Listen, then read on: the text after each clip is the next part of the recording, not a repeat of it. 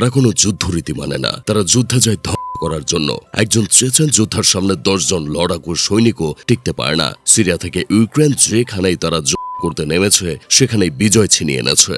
বিগত এক যুগের রাশিয়ার কোনো যুদ্ধে না হারার অন্যতম বড় কারণ হলো দেশটির এই বিশেষ মুসলিম বাহিনী। লড়াকু এই যোদ্ধা গোষ্ঠীকে বলা হয় রাশিয়ান প্রেসিডেন্ট ভ্লাদিমির পুতিনের সবচেয়ে বড় বন্ধু, যাদের উপর তিনি চোখ বন্ধ করে ভরসা করতে পারেন। চলমান ইরান আমেরিকার সঙ্গে কোনো মুসলিম দেশই যখন ইরানের পাশে এসে দাঁড়ায়নি, তখন সেনা পাঠিয়ে ইরানকে সহযোগিতার ঘোষণা দেন চেচনিয়ার প্রেসিডেন্ট রমজান কাদিরভ। আর চেচেনরা যদি সত্যি যুদ্ধে জড়িয়ে যায়, তাহলে নিশ্চিতভাবেই আমেরিকা ও কপালে দুঃখ আছে। তবে কারাই চেচেন যোদ্ধা, কেন পশ্চিমারা তাদের জমের মতো ভয় পায়, আর রুশ প্রেসিডেন্ট ভ্লাদিমির পুতিন কেনই বা তাদের সাথে এতটা সখ্যতা বজায় রাখেন, চলুন জেনে নেওয়া যাক। চেচনিয়া হলো মূলত রাশিয়ার এক বিশেষ স্বায়ত্তশাসিত অঞ্চল। যদিও একটি সময় এটি পুরোপুরি স্বাধীন একটি দেশ ছিল। উমাইয়া খেলাফত আমলের সর্বপ্রথম এই অঞ্চলে ইসলাম প্রবেশ করে। এর প্রায় সকল অধিবাসী শাফিঈ মাযহাবের অনুসারী সুন্নি মুসলিম, আর এখানকার প্রায় প্রতিটি ঘরে ঘরেই যোদ্ধা তৈরি হয়। ঐতিহ্যগতভাবেই চেচনিয়ার বাসিন্দারা হল লড়াকু জাতি, আর রাশিয়া সব সময় চেচনিয়াকে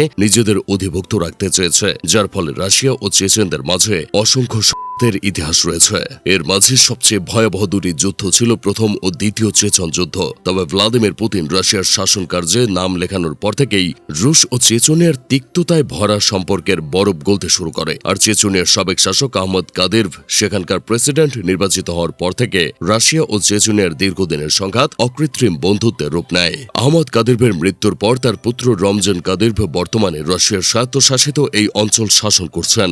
নিজের বাবার দেখানো পথ অনুসরণ করে তিনিও রাশিয়া ও ভ্লাদিমির পুতিনের প্রতি সর্বোচ্চ আনুগত্যের অঙ্গীকার করেছেন, যার ফলে রাশিয়ার বিভিন্ন যুদ্ধ চেচেন যোদ্ধাদের যোগ দিতে দেখা যায়। এই যোদ্ধারা কোনো সুনির্দিষ্ট রণকৌশল মেনে চলে না, বরং শত্রুর মনোবল ভেঙে চুরমার করে দেওয়ার লক্ষ্যে মাঠে নামে। রাশিয়া ইউক্রেন যুদ্ধের সময়ও প্রায় 70,000 চেচেন যোদ্ধা ইউক্রেনে প্রবেশ করে তুলকালাম বাঁধিয়ে দিয়েছিল।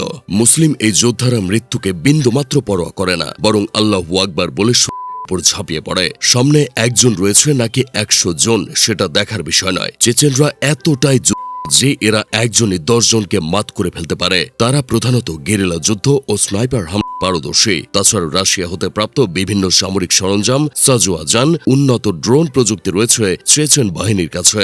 দিন শেষে উন্নত প্রযুক্তি নয়, বরং অসাধারণ রণদক্ষতায় চেচন যোদ্ধাদের বিশ্বব্যাপী জনপ্রিয় করে তুলেছে। তবে পশ্চিমা মিডিয়া তাদের বাহিনী বলে প্রচার করে, আর পশ্চিমাদের কাছে যে বাহিনী যত বেশি খারাপ, বাস্তবে সেই বাহিনী তত বেশি সুসংহত। দিন শেষে সকল সমীকরণ আর হিসেব নিকেশের পাঠ চুকিয়ে চেচেন বাহিনী যদি আসলেই ইরানের সাথে যুদ্ধের ময়দানে যোগ দেয়, তাহলে তা হবে মধ্যপ্রাচ্যে পশ্চিমা আগ্রাসন ঠেকানোর এক ঐতিহাসিক পদক্ষেপ।